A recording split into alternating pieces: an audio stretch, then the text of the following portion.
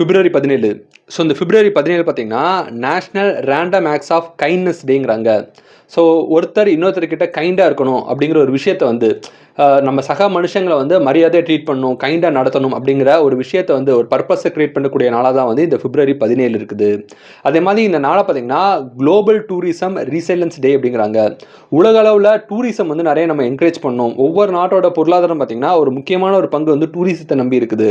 அதனால் வந்து டூரிசம் பற்றின விஷயங்கள் நிறைய ப்ரொமோட் பண்ணணும் அப்படிங்கிற ஒரு பர்பஸை கிரியேட் பண்ணக்கூடிய ஒரு நாளாக வந்து இந்த பிப்ரவரி 17 இருக்குது.